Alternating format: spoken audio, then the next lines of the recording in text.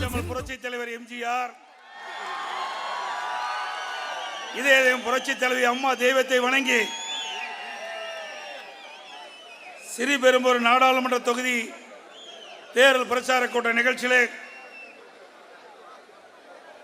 தலைமை தாங்கி தலைமுறையாற்றிய கள அமைப்பு செயலாளர் முன்னாள் அமைச்சர் சோதர் பா பெஞ்சமின் அவர்களே, இந்த சிறப்பான தேர்தல் பிரச்சார கூட்ட நிகழ்ச்சியிலே கலந்து கொண்டு சிறப்பித்துக் கொண்டிருக்கின்ற முன்னாள் அமைச்சர் அக்காப்பா வளர்மதி அவர்களே, முன்னாள் அமைச்சர் அண்ணன் TKM சின்னையா அவர்களே, முன்னாள் அமைச்சர் சகோதரர் எஸ் அப்துல் ரஹீம் அவர்களே, முன்னாள் MP மாவட்ட கழகத்துடைய செயலாளர் அறிவிச்சவர் திரு செட்டிலப்பாக்கம் சார் ராஜேந்திரன் அவர்களே, மாவட்ட கழக செயலாளர் முன்னாள் MLA அறிவிச்சவர் திரு V அலெக்சாண்டர் அவர்களே, காஞ்சிபுரம் மாவட்ட கழக செயலாளர் முன்னாள் அமைச்சர் அறிவிச்சவர் V சோமசுந்தரம் அவர்களே, அமைப்பு செயலாளர் திருவேற்காடு பா சீனிவாசன் அவர்களே, முன்னாள் MLA சென்னை புறநகர் மாவட்ட கழக செயலாளர் அறிவிச்சவர் KP கந்தன் அவர்களே, முன்னாள் MP MLA அறிவிச்சவர் அண்ணன் காஞ்சி பன்னீர்செல்வம் அவர்களே, முன்னாள் MP திரு KN ராமச்சந்திரன் அவர்களே, முன்னாள் MLA திருமதி கனிதா சம்பத் அவர்களே, முன்னாள் MLA பா தன்சிங் அவர்களே, முன்னாள் MLA சகோதரி மதுராந்தபுரம் K பழனி அவர்களே,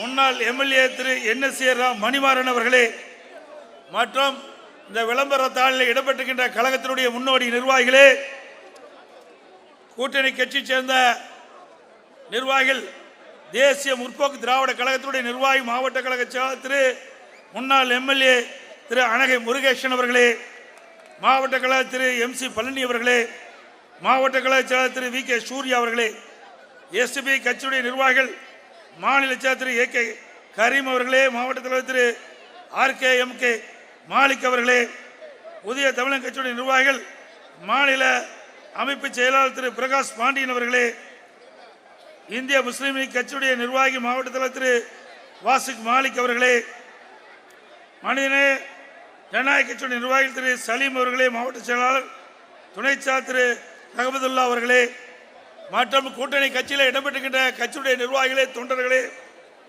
மற்றும் இந்த மேடையில் வீட்டுக்கின்ற மாவட்ட கழகத்துடைய நிர்வாகிகளே, சார் மாவட்ட பொறுப்பாளர்களே, ஒன்றிய செயலாளர், நகர செயலாளர், பகுதி கழக செயலாளர், வட்ட கழக செயலாளரே, வரைந்து சிறப்பித்துக் கொண்டிருக்கின்ற கழகத்திலே பல்வேறு பொறுப்புகளை வகிக்கின்ற நிர்வாகிகளே, கூட்டணி கட்சியுடைய தலைவர்களே, நிர்வாகிகளே, தொண்டர்களே, மாநில சேர்ந்த சகோதரிகளே, தொழிலாளர் நண்பர்களே, பத்திரிகையாளர் கூட நண்பர்களே, கழக உடன்பிறப்புகளை அத்தனை பேருக்கும் என்னுடைய முதற்க நடிகழ்ந்த வணக்கத்தை உறுத்தாக்குகின்றேன். நான் அரை மணி நேரத்துக்கு முந்தைய வந்திருப்பேன். வர்ற வழியில் போக்குவரத்து நெரிசல் அதிகமாக இருக்குது.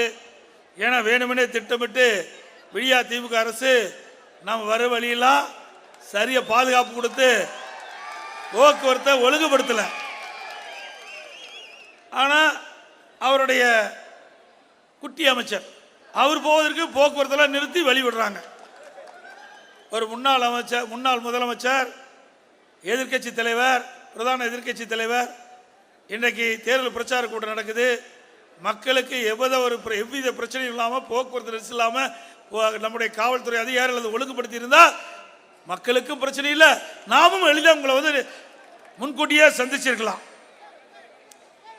இன்றைய தினம் நம்முடைய வெற்றி வேட்பாளர் அறிவிச்சார் டாக்டர் ஜி பிரேம்குமார் அவர்களுக்கு 2 லட்சத்திலே வாக்களியுங்கள்.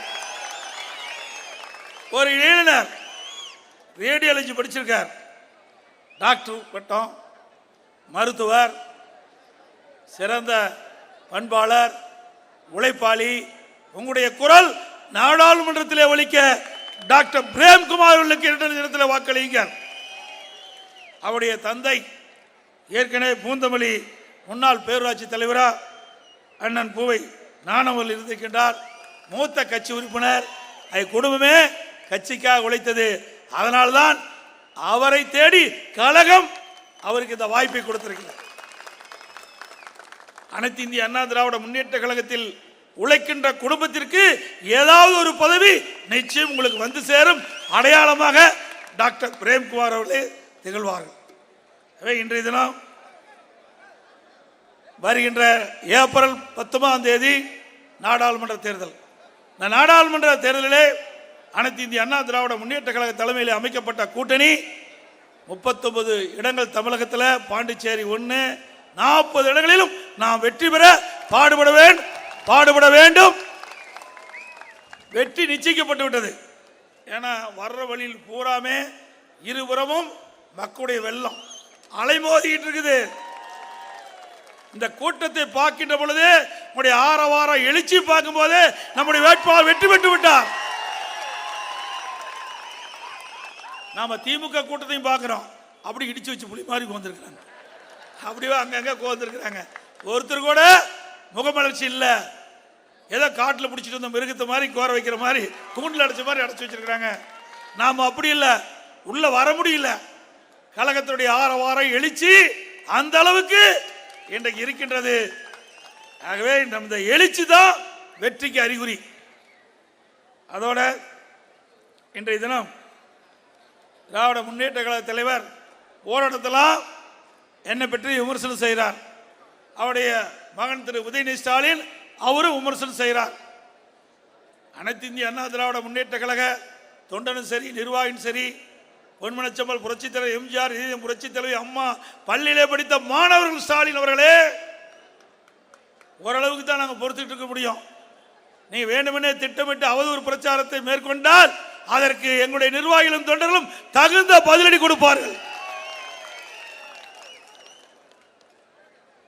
இந்த ஸ்ரீபெரும்புதூர் தொகுதி தொழிற்சாலையில் நிறைந்த பகுதி.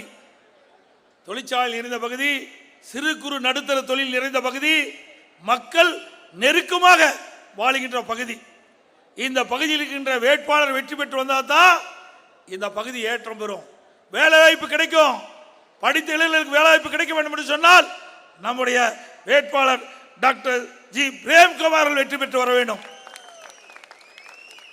ஏன்னா அதிகமான தொழிற்சாலை வந்தால் தான் படித்த இளைஞர்களுக்கு வேலை வாய்ப்பு கிடைக்கும். படிச்சுட்டா மட்டும் போதாது, அந்த வேலை வாய்ப்பு உருவாக்கி தர வேண்டும். அதற்கு மத்தியிலே குரல் கொடுக்க வேண்டும். நாடாளுமன்றத்திலே புதிய புதிய தொழிற்சாலைகள் இந்த பகுதியிலே வேலை வாய்ப்பு பெறுவதற்கு நம்முடைய வேட்பாளர் வெற்றி பெற்று வந்தார், அந்த செயலை ஏற்படுத்துவார். ஏன்னா ஒரு நாடாளுமன்ற உறுப்பினர் தான் பெரிய தொழிலை கொண்டு வருவதற்கு மத்தியிலே நாடாளுமன்றத்தில் பேசி கொண்டு வர முடியும். அந்த வாய்ப்பை அவருக்கு தாருங்கள் என்று அன்போடு இந்த நேரத்தில் கேட்டுக்கொள்கிறேன். இன்றைய தினம் இதே புரட்சி தலைவி அம்மா அவர்கள் தமிழகத்தினுடைய முதலமைச்சர் இருக்கின்ற பொழுது 2015 தொழில் முதலீட்டார் மாநாட்டை நடத்தினாங்க. இன்றைக்கு தமிழகத்தில் புதிய புதிய தொழில் வருவதற்கு சுமார் 2,62,000 கோடி தொழில் முதலீட்டை ஈர்த்து புதிய புதிய தொழில்கள் தமிழகத்திற்கு லட்சக்கணக்கான பேருக்கு வேலை வாய்ப்பு கிடைச்சது. அதே வழியில் அம்மாவுடைய அரசு 2019 தொழில் முதலீட்டார் மாநாட்டில் நடத்தினோம். 304 புரிந்துணர்வு ஒப்பந்தம் போட்டோம். 3,05,000 கோடி தொழில் முதலீட்டை ஈர்த்தோம்.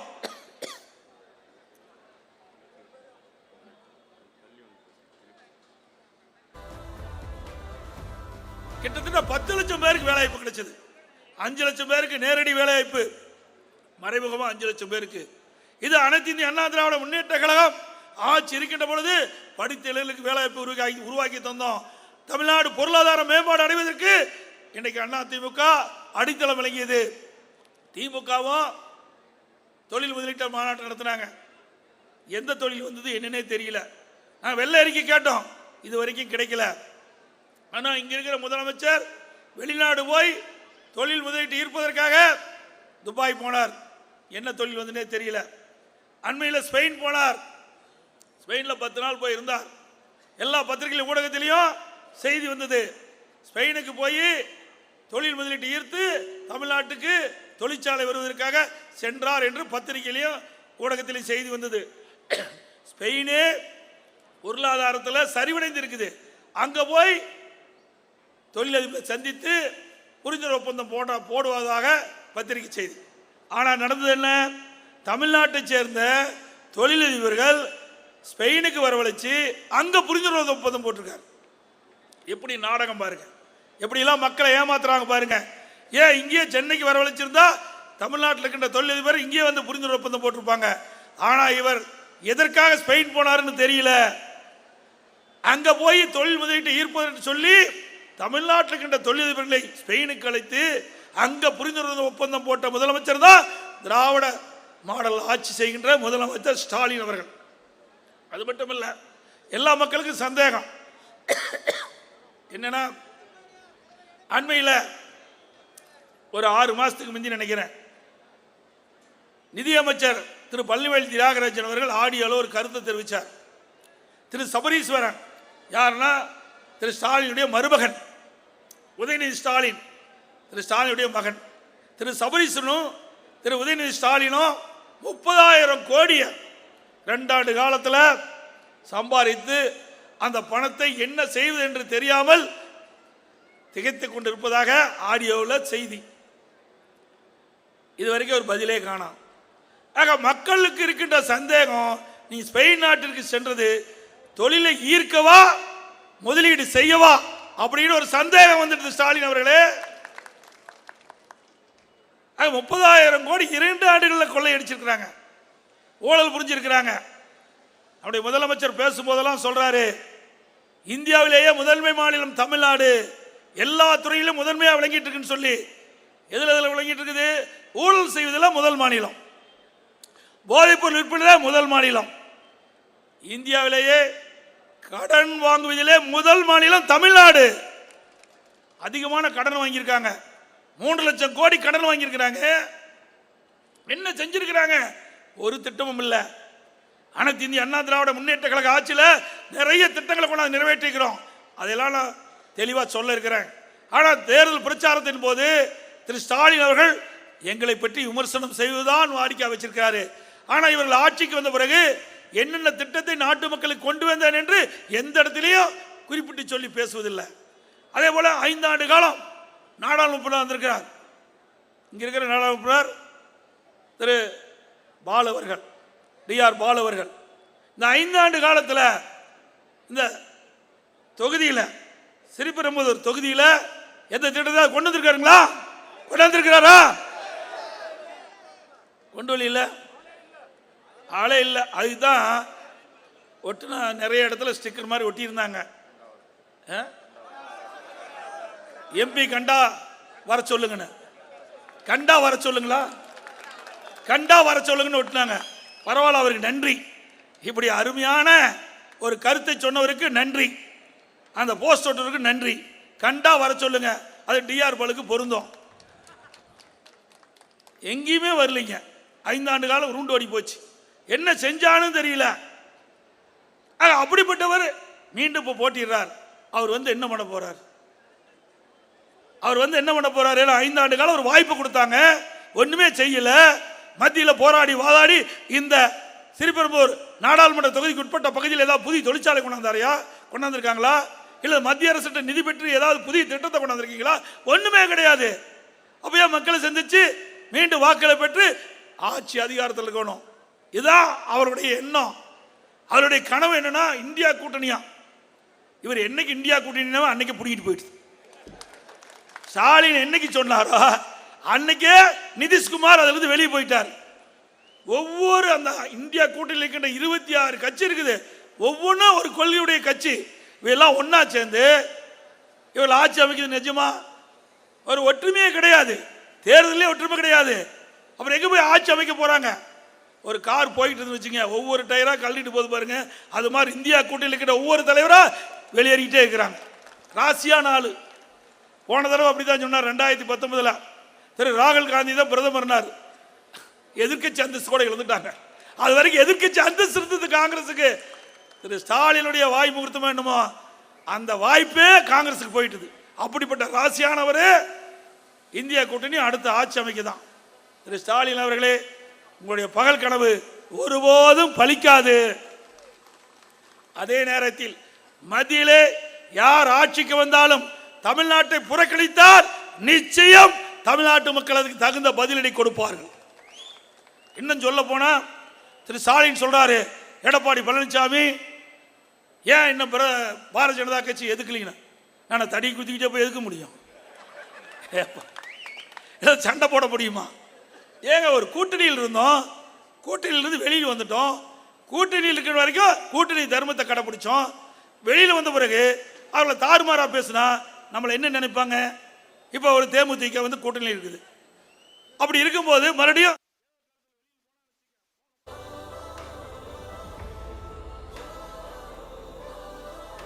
அவளை பத்தி பேசலாமா? நாம் யாரு நம்பகத்தன்மை இருக்கோம்? திமுக நம்பகத்தன்மை இல்லையே, அந்த கூட்டணியில் நம்பகத்தன்மை இல்லையே. ஒரு மாசம் கூட்டணி பேச்சுவார்த்தை நடத்தினாங்களே. ஆக ஒரு கூட்டணி அமைச்சா கூட்டணி தர்மத்தைப்படி இருக்கின்ற வரை அவர்களுக்கு அனுசரணையா இருக்கும். அதுதான் தர்மம், அதுதான் நீதி. ஆனா திமுக அப்படி கிடையாது. அந்த கூட்டணி ஒரு மாசமா அலையடிச்சு காக்க வச்சு, இன்னும் சொல்ல போனா திரு வைகோ கட்சி அந்த வேட்பாளரை அழுக வச்ச கட்சி திமுக கட்சி. அந்த கூட்டணி கட்சி வேட்பாளரை, கூட்டணி கட்சியுடைய தலைவரையே அழுக வைக்கிறாங்க. ஏங்க ஒரு கூட்டணி கட்சிக்கு தலைவர், அந்த கட்சிக்கு அவர் தலைவர், அவர் போய் திமுக சின்னத்தில் நிக்க சொன்னா அவர் நிப்பாரா? அப்புறம் எப்படி அவர் தலைவர் பதவி இருக்கும்?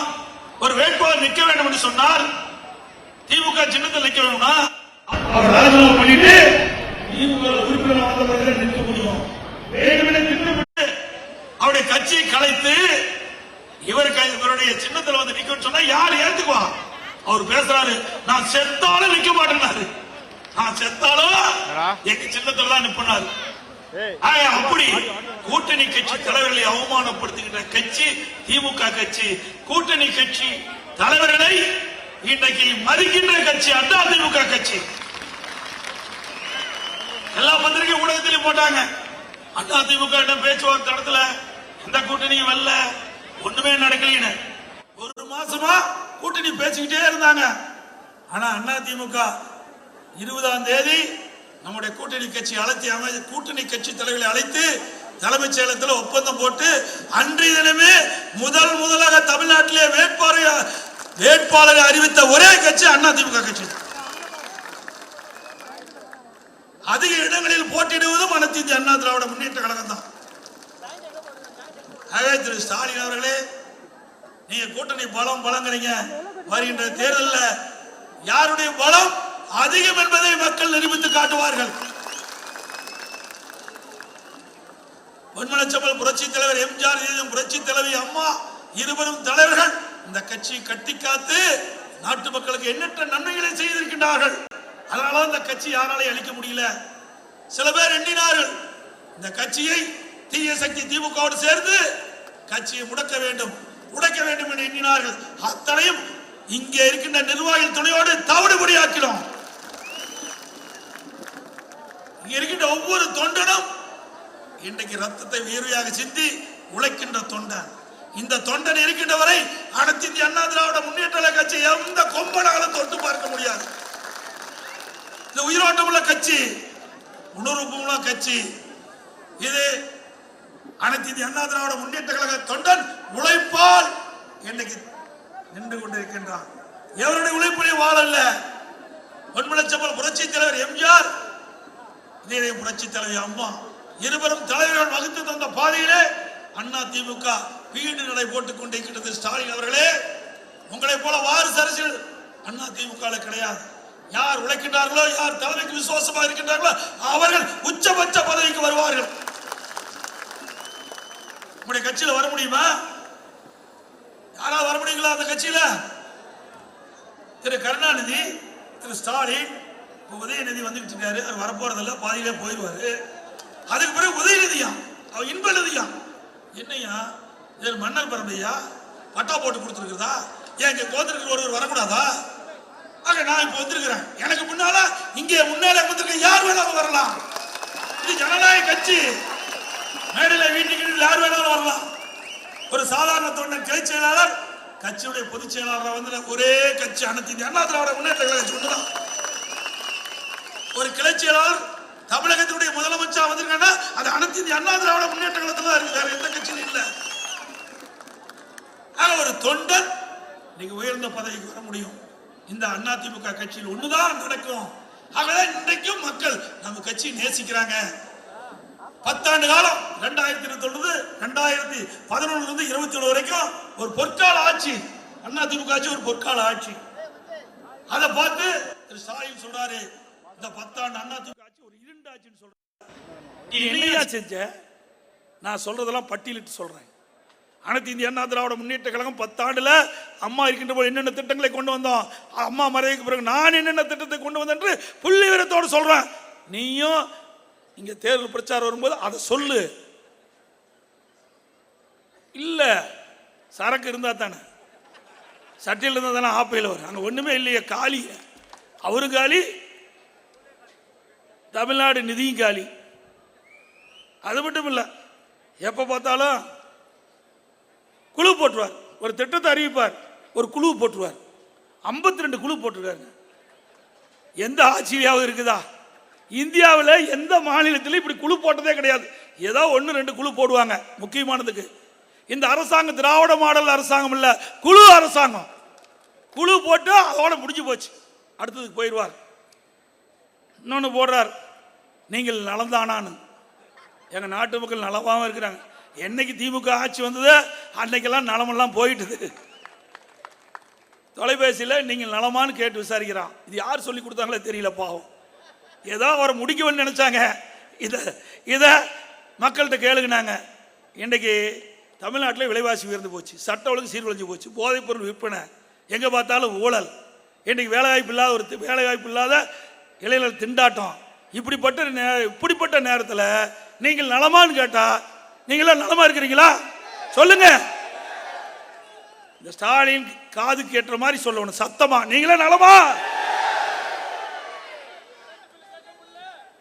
எனக்கு முன்ன நான் அதுக்கு பின்னாடி வரேன்ப்பா. எனக்கு முந்தி நீ முந்திக்கிட்ட. அந்த அளவுக்கு உள்ள குமரல் இருக்குது மக்கள்கிட்ட. இந்த ஆட்சி மீது கொந்தளிப்பு இருக்குது, குமரல் இருக்குது. அதுதான் நான் பேசுறதுக்கு முன்னே நம்முடைய தொண்டர் பொதுமக்கள் அவருடைய குமரலை வெளிப்படுத்தி இருக்கிறார். நீ பார்த்தீங்கன்னா ஆட்சிக்கு வருவதற்கு முன்னே நாங்கள் சொத்து வரி ஏற்ற மாட்டோம்.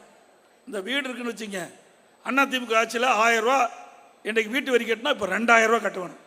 ஓட்டு போட்டதுக்கு மொய். யாராவது ஓட்டு கேட்க வந்தால் நிறுத்தி வச்சுக்கம்மா, நீ 1000 ரூபாய்க்கு கொடுத்துட்டு அப்புறம் நான் ஓட்டு போடுறேன்னு சொல்லுங்க. ரெண்டாவது, இவர் கடை வச்சிருக்கான்னு வச்சுக்கங்க, 1000 ரூபா வரி இருந்தா இப்போ 2500 ரூபா கட்டணும். 150% உயர்த்திட்டாங்க. எல்லாம் பாருங்க, இந்த கடை இங்கெல்லாம் கடை இருக்குது, ஏசியெல்லாம் வச்சிருக்காங்க, லைட்லாம் எரியுது. அண்ணா திமுக ஆட்சியில் குறைந்த கட்டணம், இந்த மின் கட்டணம் இப்போ 52% உயர்த்திட்டாங்க. சாதாரணமாக 52% இல்லை, ஸ்லாப் வச்சுட்டாங்க. ஒரு குறிப்பிட்ட யூனிட் வரைக்கும் அவ்வளவுதான், அதுக்கு மேலே டபுள் சார்ஜ். அண்ணா திமுக ஆட்சியில் 1000 ரூபாய் கரண்ட் பில் கட்டினா இப்போ 3000 ரூபாய் கரண்ட் பில் கட்டணும். 3000 ரூபாய் கரண்ட் பில் கட்டணும். ஓட்டு போட்டதுக்கு ஸ்டாலின் கொடுக்குற பரிசு, சிறப்பு பரிசு. ஓட்டு போட்ட மக்களுக்கு ஸ்டாலின் கொடுக்கிற சிறப்பு பரிசு. இவ்வளவு கரண்ட் பில்லை ஏற்றிட்டு நாட்டு மக்கள் நலமாங்கிறார். எவ்வளவு வேடிக்கையா இருக்குது பாருங்க. அதோட எப்ப பார்த்தாலும் நீட்டை பிடிச்சிக்கிறார். நீட் தேர்வு ரத்து, நீட் தேர்வு ரத்து. எத்தனை முறை தான்ப்பா சொல்லுவேன்? 2019 தேர்தல் அறிக்கையிலையும் நீட் தேர்வு ரத்து, 2021 சட்டமன்ற பொது தேர்தல் போதும் அவருடைய தேர்தல் அறிக்கையில் நீட் தேர்வு ரத்து, இப்போ 2024 நாடாளுமன்ற தேர்தலையும் நீட் தேர்வு ரத்து. அப்படின்னா 5 வருஷம் உங்க எம்பி என்ன பண்ணிட்டு இருந்தாங்க? இதெல்லாம் நாடாளுமன்றத்தில் பேச வேண்டிய விஷயம். தமிழ்நாட்டு மக்கள் 2019 திமுக கூட்டணி சேர்ந்தவர்கள் 38 பேர் தேர்ந்தெடுத்து அனுப்பிச்சாங்க. திமுக கூட்டணி சேர்ந்த வேட்பாளர் 38 பேர் தேர்வு செஞ்சு நாடாளுமன்றத்துக்கு அனுப்பிச்சாங்க. அங்க போய் பேச வேண்டியதானே? எப்ப பார்த்தாலும் மைக்க கண்டா போதும், கூட்டத்தை கண்டா போதும், நீட் தேர்வு ரத்து. பேச வேண்டிய இடம் இங்க இல்லையா? நாடாளுமன்றம். அங்க போய் பேசு, அங்க போய் அழுத்தம் கொடு, அப்பதான் நீட் தேர்வு ரத்து செய்ய முடியும். அந்த எம்பிக்கெல்லாம் தில்லு திராணி தெம்பு கிடையாது. முதலமைச்சருக்கும் கிடையாது, அவருடைய மகனுக்கும் கிடையாது, எம்பிகளுக்கு கிடையாது, கட்சிக்காரருக்கே கிடையாது. ஆனா இதே அண்ணா திமுக உச்ச நீதிமன்ற காவிரி தீர்ப்பு வந்தது. நம்ம கூட்டணியில் அங்க வச்ச பாரதிய ஜனதாவோட அப்ப நம்ம 37 நாடாளுமன்ற இருந்தாங்க 2010 2019. அப்ப அந்த தீர்ப்பை அமல்படுத்துவதில் காலதாமம் செஞ்சாங்க பாரதிய ஜனதா அரசாங்கம். உடனே நம்ம நாடாளுமன்ற உறுப்பினர் நம்முடைய கட்சியுடைய தலைமையினுடைய ஆலோசனை ஏற்று நாடாளுமன்றத்தை 22 நாட்கள் முடக்கினாங்க. 22 நாட்கள் முடங்குச்சு, இந்தியாவே சம்பிச்சது.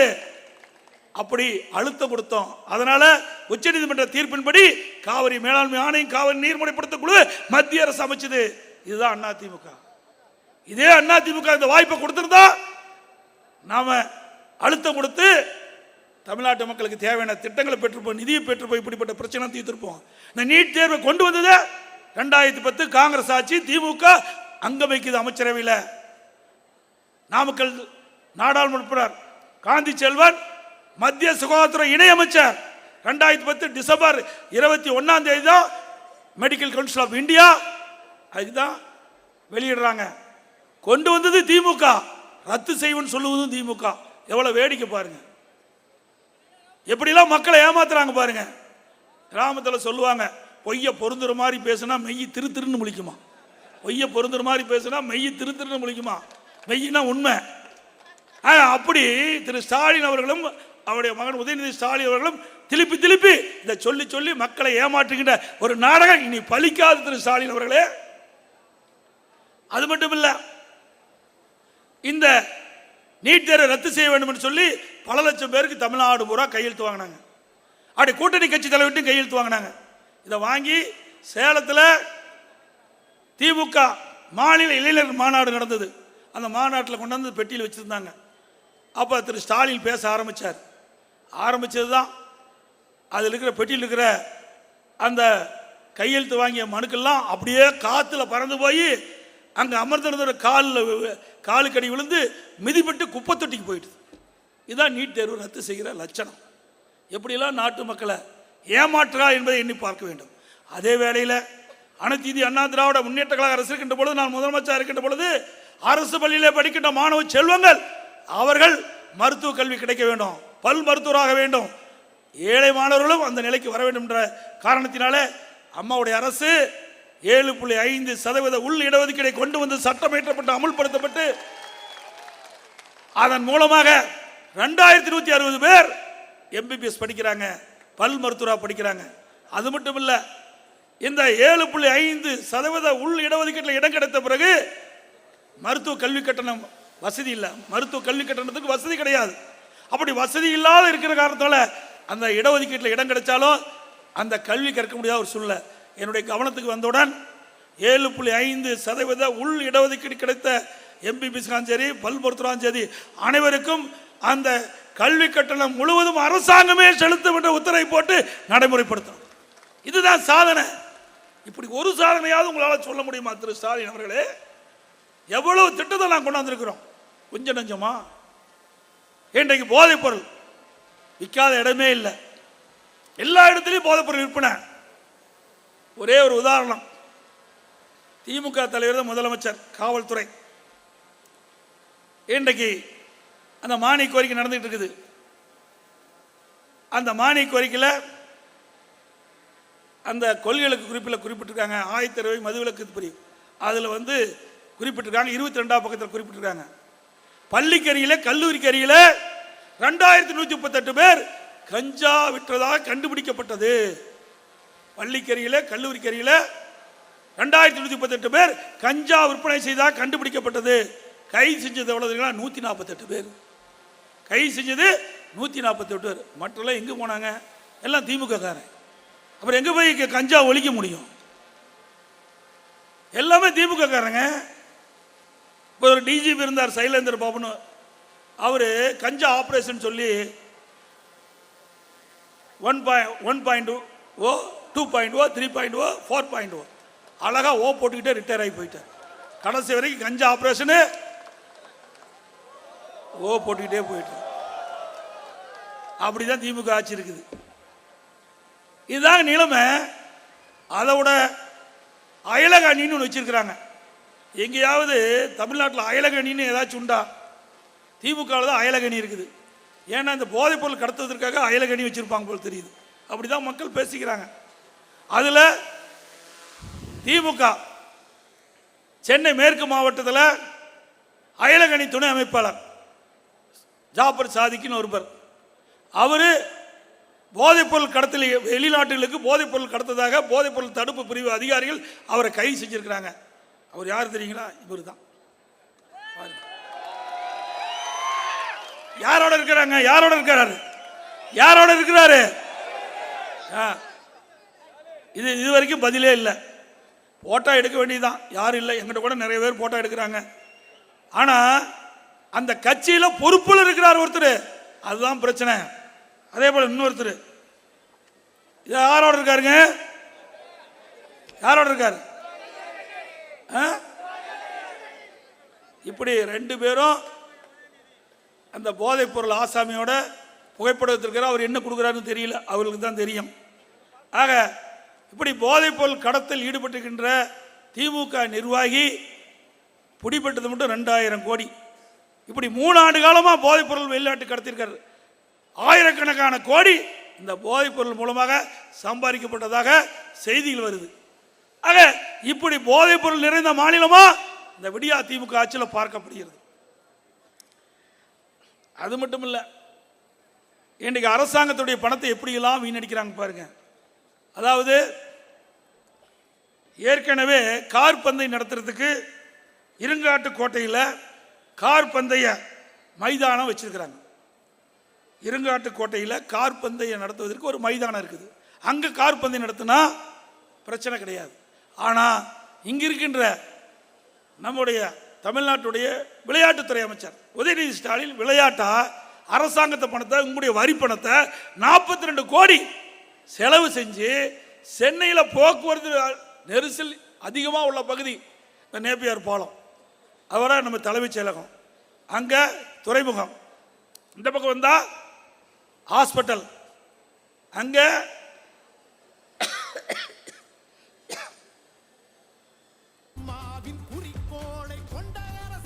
சென்ட்ரல் ரயில் நிலையம், இப்படி மருத்துவமனை அதிகமாக இருக்கிற பகுதி, துறைமுகம் இருக்கின்ற பகுதி, ரயில்வே நிலையம் இருக்கின்ற பகுதியில் கார் பந்தயம் நடத்துவதற்காக 42 கோடி செலவு செஞ்சிருக்காருங்க. நீதிமன்றம் வரைக்கும் போய் நின்று போச்சு. ஏங்க யார்கிட்ட போனால் யார் செலவு செய்யறது? நீ வேணா கார் பந்தயம் நடத்தணும், ஏதோ ஒரு பக்கம் போய் நடத்து, யார் வேணாங்கிறா? 42 கோடி வீணடித்து தான் மிச்சம். எப்படியெல்லாம் ஊதாரித்தனமாக இந்த அரசு செலவு செய்யலை நீங்கள் எண்ணி பார்க்க வேண்டும். அது மட்டும் இல்லை, அவருடைய அப்பாவுக்கு நினைவு மன்றம் கட்டினார். ரைட், கட்ட வேண்டியதுதான். திமுக தலைவர் அவருடைய மரியாதை செலுத்த கட்சியினுடைய நிலைப்பாடு. ஆனால் அவருக்கு எழுதாத பணாவை கடலில் கொண்டு வைக்க வேணுமா? யார்கிட்ட பணத்தை கூட கடலில் வைக்கிற? வேணா உங்கள் கட்சி அலுவலகத்தில் வச்சுக்க, யார் வேணாங்கிறா? சரி, அப்படியே பேனா வைக்கணும்னா அது எழுதாத பணத்தால் எங்கே வச்சா என்ன? ஒரு தந்தை நினைவிடத்துக்கு முன்னாடியே ஒரு 2 கோடியில் ஒரு பேனா வச்சுட்டு போ. இதையெல்லாம் மக்களுடைய வரி பணங்க. ஏழை எளிய மக்கள் இன்றைக்கு உழைத்து, நாட்டு மக்கள் உழைத்து வரி கட்டுற பணத்தில் என்னுடைய அப்பா பேரை வைப்பதற்காக எழுதாத பேனாவை கடலில் கொண்டு வைக்கிறாங்க. யார் ஏற்றுக்கிறது? இதெல்லாம் கேட்டால் ஒரு கோபம். ஆக மக்களுடைய வரி பணத்தை எப்படி ஊதாரித்தனமாக செலவு செய்ய என்பதை நீங்கள் எண்ணி பார்க்க வேண்டும். இங்கே பார்த்தீங்களா, கிளாம்பாக்கம் பேருந்து நிலையம், இது அதிமுக ஆட்சியில் கொண்டு வந்தது. நாம் கொண்டு வந்த திட்டத்துக்கு இவர் போய் திறந்துக்கிட்டு இருக்கார். நாம் பெற்ற பிள்ளைக்கு இவர் பேர் வச்சுக்கிட்டு இருக்கார். கொடுமை பார். கஷ்டப்பட்டு நிதி ஒதுக்கீடு செஞ்சு நாம் கட்டிக்கிட்டு இருந்தோம். கொரோனா வந்தனால அப்படியே ஸ்லோவாகி போச்சு. திமுக ஆட்சிக்கு வந்த பிறகு முழுமையாக அந்த பணி நிறைவேறாமல் அவசரமாக அது அப்பாவுடைய சிலை அங்கே வைக்க வேண்டும் என்பதற்காக அந்த கிளாம்பாக்கம் பேருந்து நிலையத்தை துவக்கி மக்கள் மிகுந்த கஷ்டத்துக்குள்ளாயிருக்கிறாங்க. எல்லாரும் பேச ஆரம்பிச்சிட்டாங்க. ஒரு நிர்வாக திறமையற்ற அரசாங்கம். உண்மையிலேயே ஏன் 1 மாதம் கழிச்சு இந்த கிளாம்பாக்கம் பேருந்து நிலையத்தை முழுமையாக பணி நிறைவு பெற்ற வரைக்கும் திறந்திருக்கலாமே? மக்கள் கஷ்டப்பட்டுருக்க மாட்டாங்களே? அதை பற்றியெல்லாம் அவருக்கு கவலையே இல்லை. அவ அப்பா சில அங்கே வைக்க வேணும், அதுக்காக அவசரமாக அங்கே அந்த பேருந்து நிலையத்தை துவக்கி அந்த பேருந்து நிலையத்துடைய கட்டமைப்பே வீணாக போச்சு. அது மட்டும் இல்லை, இந்த பகுதி சிறு குறு நடுத்தர தொழில் நிறைந்த பகுதி. இது மின்கட்டண உயர்வு, அதனால் இந்த தொழில் பாதிப்புக்குள்ளாகி இன்றைக்கு மக்கள்லாம் வேலைவாய்ப்பு இல்லாமல் இன்றைக்கு இருக்கின்ற சூழ்நிலையை பார்க்குறோம். இந்த ஆட்சியில் படித்தவர்களுக்கு வேலை கிடையாது. ஏற்கனவே இருக்கின்ற தொழில் இன்றைக்கு சரிவடைந்து இருக்கின்றது. இப்படிப்பட்ட நிலைமையெல்லாம் மாற வேண்டும் என்றால் மீண்டும் அனைத்து இந்திய அண்ணா திராவிட முன்னேற்ற கழகம் ஆட்சிக்கு வர வேணும். அப்போ தான் இதெல்லாம் நிறைவேற்ற முடியும். பல அறிவிப்பு கொடுத்தார், 520 அறிவிப்புகள் கொடுத்தார், 1 2 இல்லை. என்ன செய்வா போகிறோம், கொடுக்கறத கொடுத்துடலான்னு ஒரு புக்கு போட்டு கொடுத்துட்டார். ஒரு 10% அறிவிப்பு கூட நிறைவேற்றலிங்க. இன்னும் சொல்ல போனால் திமுக ஆட்சிக்கு வந்த உடனே என்ன சொன்னார்? நாங்கள் திமுக தேர்தல் அறிக்கையில் ஆட்சிக்கு வந்த உடனே குடும்ப தலைவிக்கு 1000 ரூபாய் உரிமை தொகை வழங்கன்னு சொன்னார். எல்லாருக்கும் கொடுத்து அப்படி தானே சொன்னார். பத்திரிகையில் வந்தது அப்படி தான், அப்படி தேர்தல் அறிக்கையில் இருக்குது. ஆனால் தகுதியின் அடிப்படையில் தான் கொடுப்பனார். அதையாவது ஒழுங்காக கொடுத்தாருன்னா அதுவும் இல்லை. அனைத்து இந்திய அண்ணா திராவிட முன்னேற்ற கழக சட்டமன்ற உறுப்பினர்கள், நம்முடைய கழக நிர்வாகிகள் பொதுக்கூட்டத்தில் தொடர்ந்து பேசிக்கிட்டு இருந்தோம். திரு ஸ்டாலின் அவர்களே, உங்களுடைய தேர்தல் அறிக்கையில் குறிப்பிட்டிருக்கிறீங்க, குடும்ப தலைவிக்கு மாதந்தோறும் 1000 ரூபாய் உரிமை தொகை வழங்கப்படும், எப்பொழுது வழங்கப்படும் என்று அழுத்தம் கொடுத்தோம். நான் பலமுறை சட்டமன்றத்தில் பேசுகிறேன், நம்முடைய சட்டமன்ற உறுப்பினர் பலமுறை சட்டமன்றத்தில் பேசினாங்க, நம்முடைய அதிமுக பொதுக்கூட்டத்தில் பலமுறை இந்த அரசாங்கத்துக்கு அழுத்தம் கொடுத்தோம். வேற வழி இல்லாமல் தான் குடும்ப தலைவிக்கு 1000 ரூபாய் கொடுத்தார். 27 மாதம் கழிச்சு கொடுத்தார். அப்படின்னா 27,000 ரூபாய் போச்சு. இதே அனைத்து இந்திய அண்ணா திராவிட முன்னேற்ற கழகம் ஆட்சிக்கு வந்திருந்தா கொடுக்கப்பட்ட வாக்குறுதியை 3 மாதத்தில் நிறைவேற்றி காட்டியிருப்போம். அதே மாதிரி வீடுகளுக்கு கேஸ் சிலிண்டர் 100 ரூபா மானியம் கொடுக்குறாங்க. கொடுத்தாங்களாமா? கொடுக்கல. பெட்ரோல் டீசலை குறைக்கிறாங்க. பெட்ரோலுக்கு மட்டும் 3 ரூபா குறைச்சிட்டு 5 ரூபா வாக்குறுதி, அதுவும் செய்யல. டீசலில் 4 ரூபா குறைக்கினாங்க, இது வரைக்கும் குறைக்கல. இந்த மத்திய அரசும் குறைக்க வேணும். ஏன்னா மத்திய அரசுக்கு தான் வெளிநாட்டிலிருந்து கச்சா எண்ணெய் இறக்கி இங்கே பெட்ரோல் டீசல் விற்பனை செய்கிறாங்க. மத்திய அரசு குறைந்த விலையில் கச்சா எண்ணெய் இறக்கி அதிக வரி போட்டு இன்றைக்கு விற்பனை செய்கிறாங்க. ஆகவே மத்திய அரசு மக்களுடைய கஷ்ட நஷ்ட துன்பங்களை உணர்ந்து இந்த பெட்ரோல் டீசல் விலையை குறைக்கப்பட வேண்டும். அது அனைத்து இந்திய அண்ணா திராவிட முன்னேற்றங்களுடைய தேர்தல் அறிக்கையை நான் குறிப்பிட்டிருக்கிறோம். விலைவாசி உயர்வு நான் ஏற்கனவே சொன்னேன். 1 கிலோ 15 ரூபா அரிசி விலை 15 ரூபா ஏறி போச்சு. 1 கிலோ அரிசி 15 ரூபா உயர்ந்துட்டது. மளிகை சாமானம் 40% உயர்ந்துட்டது. எப்படி? மக்களுக்கு வருவாய் குறைவு, செலவு அதிகம், மக்கள் கஷ்டப்படுறாங்க. அதனால தான் மக்கள் நிம்மதியாக இருக்க முடியல. இந்த நிலையில் நீங்கள் நலமான்னு கேட்கிறார் ஸ்டாலின். திரு ஸ்டாலின் அவர்களே, மக்கள் படுகிற துன்பத்தை பார்த்து நீயாவது தெரிந்து கொள்ளுங்க.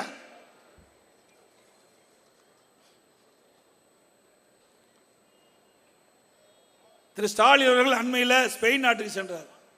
பத்திரிகையில் ஊடகத்திலும் பார்த்தோம். அது என்னன்னா, ஸ்பெயினுக்கு போய் தொழில் முதலீட்டுக்கு போனாராம். ஸ்பெயின் நாட்டிலே பொருளாதாரம் சரிவடைஞ்சு கிடக்குது. அங்கே போய் தொழில் முதலீட்டு ஈர்க்க போறேன்னு சொல்லி தமிழ்நாட்டுக்கின்ற தொழிலதிபரை ஸ்பெயினுக்கு வர சொல்லி அங்கே புரிந்துணர்வு ஒப்பந்தம் போட்டிருக்காரு. யாரை ஏமாத்துற வேலை? சிந்திச்சு பாருங்க, எப்படிலாம் ஏமாத்துறாங்கன்னு பாருங்க. ஸ்பெயின் நாட்டிற்கு எதுக்கோ போயிருக்காரு. ஆனால் தொழில் முதலீட்டை ஈர்ப்பு என்று சொல்லி தமிழ்நாட்டில் இருக்கிற தொழிலதிபரை அங்கே ஸ்பெயினுக்கு அழைச்சு அங்கே புரிந்துணர்வு ஒப்பந்தம் போட்டிருக்காரு. இதுதான் ஸ்டாலினுடைய தந்திரம். நாட்டு மக்களை ஏமாற்றுகின்ற ஸ்டாலினுக்கு வருகின்ற தேர்தலில் தகுந்த பாடத்தை போட்ட வேண்டும் என்று அன்போடு கேட்டுக்கிறேன்.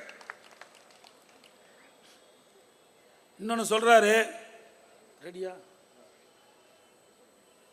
உதயநிதி ஸ்டாலின் சொன்னார், திரு ஸ்டாலின் சொன்னார், உதயநிதி ஸ்டாலின் சொன்னார், நீட் தேர்வை ரத்து செய்ய முடியல, இதனால் மாணவர் பாதிக்கிறாங்க.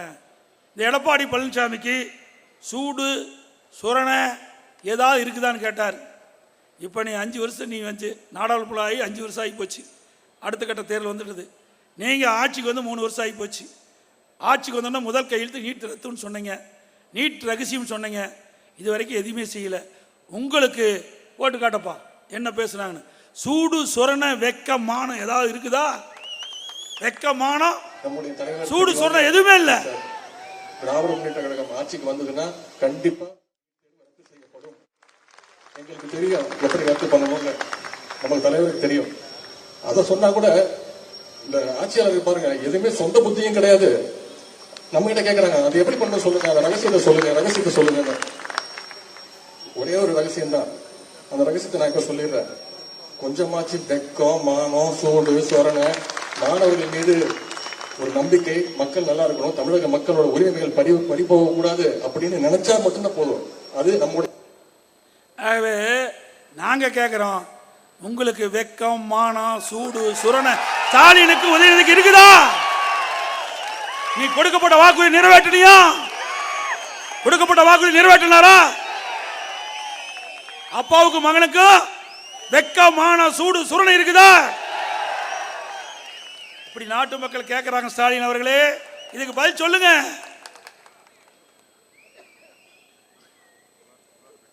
அப்புறம் இவர் எதிர்கட்சியா இருக்கும்போது இந்த பெட்டி வச்சுக்கிட்டார். ஒரு திட்ட கண்டா ஒரு பெட்ஷீட்டை போட்டு கோந்துக்கிட்டு மக்கள்லாம் கூப்பிட்டு உங்களுக்கு என்னங்க பிரச்சனை மனுவா எழுதி இந்த பெட்டிக்குள்ள போடுங்க. மக்களும் ஆஹா ஸ்டாலினே நேரடியாக வந்துட்டாரு, இவர் ஆட்சிக்கு வந்த உடனே முதலமைச்சர் ஆயிடுவார், நம்முடைய பிரச்சனைலாம் தீர்ந்துரு அப்படின்னு மனு எழுதி பெட்டிக்குள்ள போட்டாங்க. அப்போ ஸ்டாலின் என்ன சொன்னார், நான் அந்த பெட்டியை பூட்டி பத்திரமா நான் கொண்டு வச்சுக்கிறேன், இதை தான் தங்க இருக்கிற மாதிரி. ஆட்சிக்கு வந்த உடனே பூட்டை திறந்து பெட்டியை திறந்து உங்கள் மனுக்கள்லாம் எடுத்து பரிசீலனை பண்ணி உங்களுடைய குறையை தீர்ப்பேன். அப்படி யாருக்காவது குறை தீர்க்கலாம், நான் முதலமைச்சர் அறையில் இருப்பேன், என் கதவு திறந்தே இருக்கும், எப்போ வேணாலும் வரலாம், குறையை தீர்த்துக்கலான்னு சொன்னார். என்னப்பா குறை தீர்த்த? சாவி தொலைஞ்சு போச்சோ பொட்டியே காணாது போச்சோ தெரியல. எப்படியெல்லாம் மக்களை ஏமாத்துறாரு பாருங்க. இந்த பெட்டி எல்லாத்துக்கும் ஞாபகம் இருக்குல்ல, இதை வந்தா கேளுங்க. நம்முடைய மக்கள்லாம் பல பேர் தங்களுடைய பிரச்சனை எழுதி மனுவா போட்டாங்க. என்ன ஆச்சுங்க திரு ஸ்டாலின் அவர்களே, என்ன ஆச்சு உதயநிதி ஸ்டாலின் அவர்களே கேளுங்க. ஏன்னா எப்படியெல்லாம் மக்களை ஆசை வார்த்தை காட்டி மக்களை ஏமாற்றி வாக்களை பெற்று ஆட்சிக்கு வந்த அரசாங்கம் திமுக அரசாங்கம். இந்த சதுரங்க வேட்டையில் தான் சொல்லுவாங்க, ஒருத்தர் ஏமாற்றணும்னா ஆசை தூண்டணும். அப்படி இந்த பொட்டியை வச்சு மனு போட்டு ஆசை தூண்டி ஓட்டை வாங்கி ஓட்டு போட்ட மக்களுக்கு வேட்டு வச்சு தான் மிச்சம்.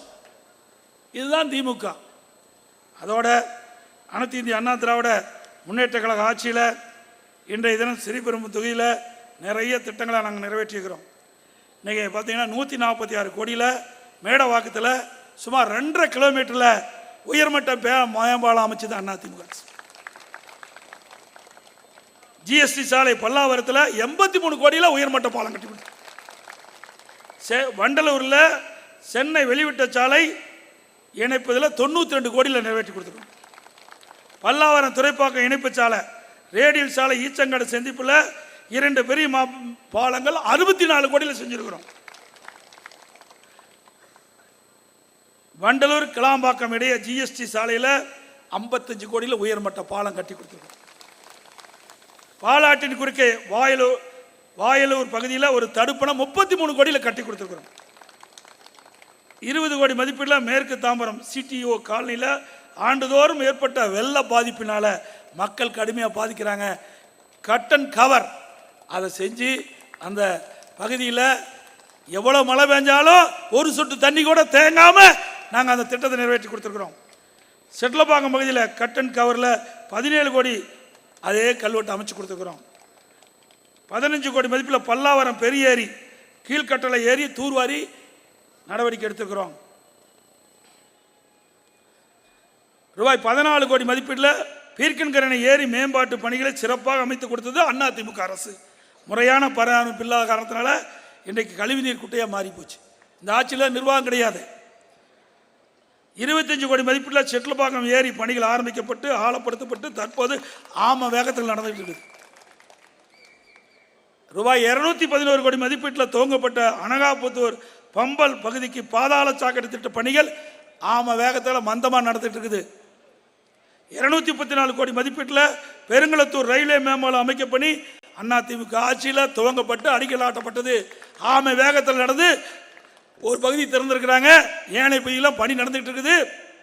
எந்த திட்டமே முழுமையாக செயல்படுத்தலை. ஒரு செயலற்ற அரசாங்கம், ஒரு பொம்மை முதலமைச்சர் ஆண்டுகிட்டு இருக்கார். இதற்கெல்லாம் ஒரு விடுவி காலம் பிறக்க வேண்டும் என்று சொன்னால் நம்முடைய வெற்றி வேட்பாளர் டாக்டர் அவர்கள் இந்த இரட்டை சின்னத்திலே நிறுத்தப்பட்டிருக்கின்றார். அவருக்கு உங்களுடைய பொன்னான வாக்கினை இரட்டை சின்னத்திலே வாக்களித்து அவரை வெற்றி பெற செய்யுங்கள். டாக்டர் ஜி பிரேம்குமார் அவர்களுக்கு இரட்டை சின்னத்திலே வாக்களியுங்கள். நம்முடைய சின்னம் பொன்மனச்செம்மல் புரட்சி தலைவர் எம்ஜிஆர் சின்னம், மாண்பு அம்மாவின் சின்னம். தமிழர் உரிமை மீட்போம், தமிழ்நாடு காப்போம். தமிழர் உரிமை மீட்போம், தமிழ்நாடு காப்போம். நான் சொல்றத அப்படியே உரத்த குரலை திருப்பி சொல்லணுங்க. நான் சொல்றத திருப்பி உரத்த குரலை சொல்லணும். ஒற்றை விரலால் ஓங்கி அடிப்போம், ஒற்றை விரலால் ஓங்கி அடிப்போம், ஒற்றை விரலால் ஓங்கி அடிப்போம். விடியா திமுக ஆட்சியை விரைவில் வீட்டுக்கு அனுப்புவோம். விடியா திமுக ஆட்சியை விரைவில் வீட்டுக்கு அனுப்புவோம். வாக்களிப்பீர் இரட்டலைக்கு, வாக்களிப்பீர் இரட்டலைக்கு, வாக்களிப்பீர் இரட்டலைக்கு. நன்றி, வணக்கம்.